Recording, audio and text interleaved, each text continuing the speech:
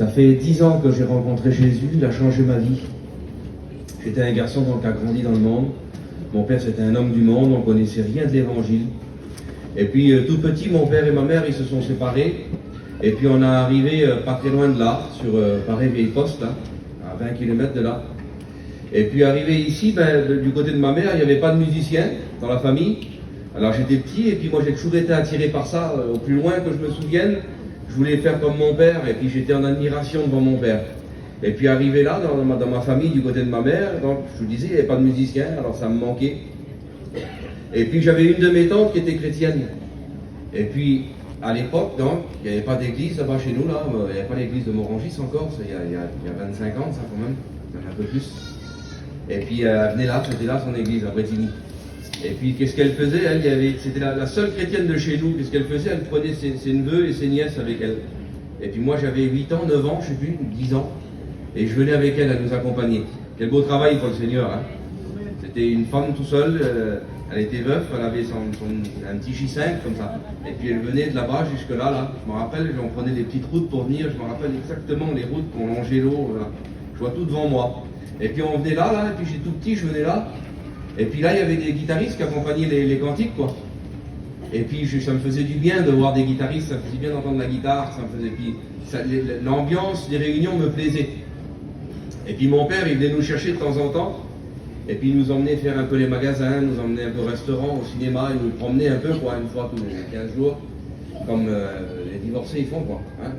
Comme si ça peut combler un cœur d'un enfant, hein, de lui acheter plein de cadeaux et puis l'emmener au restaurant. Et puis il nous faisait ça, il venait nous chercher, puis un jour mon grand frère, il a dit sur lui, il a dit, t'as vu le petit là? T'as vu, il va aux réunions, il suit. Et puis eux, ils se sont pas mis de rigoler. Et puis mon père, il a dit sur moi j'avais jamais entendu parler de Dieu, mon père. C'était la première fois. Et il a regardé sur moi, on s'est enroulé, il a dit, laisse-moi tomber ça. Et puis il a rigolé.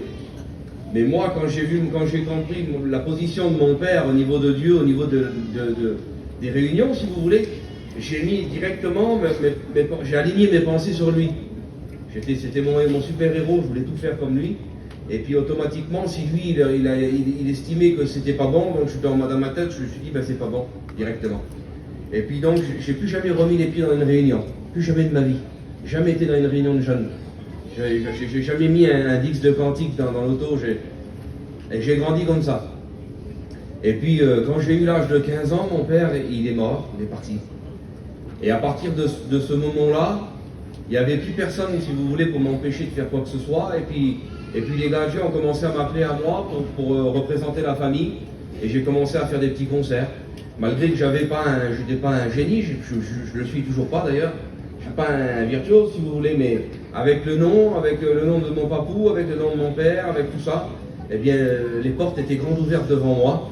Et puis j'ai commencé à jouer un peu partout, un peu plus loin, puis un peu plus loin. Puis j'avais 15 ans, 16 ans, 17 ans. Et puis je suis rentré dans le monde comme ça. Alors, sous certains aspects, ça a des beaux côtés, le métier de musicien. Ça m'a permis de voyager, de rencontrer des gens intéressants quand même, des grands musiciens. Des musiciens que j'écoutais quand j'étais tout petit, que c'était mes idoles, si vous voulez. J'ai pu les rencontrer, puis même parfois jouer avec eux. Et puis je vivais donc mon rêve d'enfant. Et je me croyais heureux. J'étais bien dans mes baskets, je dormais pas mal la nuit, j'étais bien, j'étais un jeune garçon, j'étais tranquille, je vivais mon rêve, là voilà, je voyageais avec ma guitare, c'était bien. Et puis un jour, j'ai rencontré une fille qui est devenue ma femme, et elle, c'était tout l'inverse de moi, son papou à elle, elle était prédicateur. Et elle avait été instruite dès son plus jeune âge dans la Bible, dans les choses de Dieu, dans les réunions, dans les conventions. Et puis la Bible, elle dit, instruit l'enfant dès son plus jeune âge, et même s'il s'en détourne, il reviendra. Eh bien, elle s'était détournée pour un temps quand on s'est rencontrés. On avait bâti notre foyer au départ sur le sable, hein, dans le monde. Et puis même si aux yeux du monde, si aux yeux des gens, on était jeunes, on était bien, on avait le succès, un peu, les concerts, les paillettes, tout ce que vous voulez. Mais ça éblouissait peut-être un peu les gens, peut-être certains nous enviaient. Mais quand on fermait la porte de chez nous, là, c'était que des pleurs et des angoisses. Et puis ça a duré pendant 2 ans comme ça. On était jeunes mariés, ça a duré pendant 2 ans. Moi j'étais par Mons et par Vaux. Je restais pas une semaine sans jouer, puis je jouais à l'autre bout du monde et je m'en allais des 3-4 jours, des fois venait avec moi, des fois pas, voilà, des fois je m'en allais, je laissais tout seul. Et j'avais une vie turbulente, si vous voulez. Et une vie compliquée pour une femme de musicien, c'est pas évident. J'ai ma mère qui est là, qui pourrait vous dire un mot de ça. Et c'est très compliqué. Et puis ça a duré pendant 2 ans comme ça, et la vie que je lui menais là, elle a commencé à tomber dans la dépression, elle a tombé dans l'anorexie, la boulimie, et puis elle était au bord du gouffre, si vous voulez. Elle faisait 45 kilos, et puis elle était rongée par les angoisses. Mais un jour, elle s'est rappelée d'un verset de la Bible. Elle s'est rappelée de ce verset merveilleux de la parole de Dieu qui dit « Quand un malheureux crie, l'Éternel l'entend et le délivre de toutes ses détresses. » Et puis moi, j'avais grandi, j'avais joué, j'avais côtoyé des gens.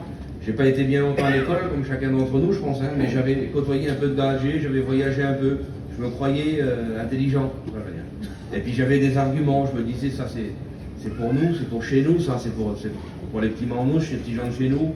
C'est pas possible, je croyais qu'avec des manouches, moi je croyais qu'avec des voyageurs de convertis, je croyais que ça n'existait même pas les gars âgés pour moi. Et puis je me disais que comment ils vont m'apprendre c'est quoi les grandes vérités, ils n'arrivent pas à faire une phrase sans faire une faute de français, il va m'apprendre, lui si je le connais, c'est ma race, c'est mon sang. Je me disais que faut que ce soit un monsieur qui a fait des grandes études et puis qui dise des mots compliqués. Et je me suis bien trompé, je vous le dis. Je me suis bien trompé. Le Seigneur nous appelle à redevenir comme des petits enfants. Et puis il prend les choses fortes et puis il les confond avec des choses tout faibles, des choses tout simples.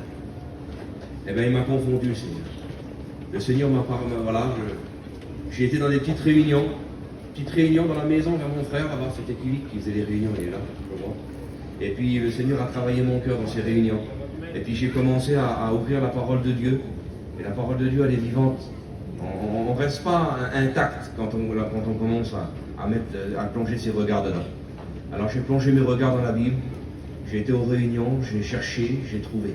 Voilà, j'ai demandé, on m'a donné, j'ai frappé, on m'a ouvert. Et puis c'est ce que j'ai fait. J'ai commencé à chercher le Seigneur, puis j'ai fait un premier pas, j'ai dit Seigneur, voilà, la Bible elle dit approchez-vous de lui, il s'approchera de vous, c'est ce que j'ai fait. Ça marche. Je vous le dis, ça marche. Je suis approché de lui par la Bible, par la prière, et bien ça a marché, il s'est approché de moi. Un beau matin, j'ai ressenti sa présence, il m'a visité, il m'a transformé, il m'a délivré, il a sauvé mon âme, il a changé toute ma vie. J'allais droit en enfer, aujourd'hui j'ai une place qui m'est réservée au paradis. Amen, auprès de lui. Et puis si moi je l'ai fait, je suis pas, c'est valable pour tout le monde. L'évangile s'est ouvert à tous. Jésus nous aime d'un si grand amour. J'aimerais tellement que tu puisses l'expérimenter ce soir. Que Dieu te bénisse, à toi qui ne connais pas le Seigneur. Ouvre ton cœur, Seigneur, à l'écoute de la parole de Dieu. Amen. Parce qu'il revient bientôt. Que Dieu vous bénisse.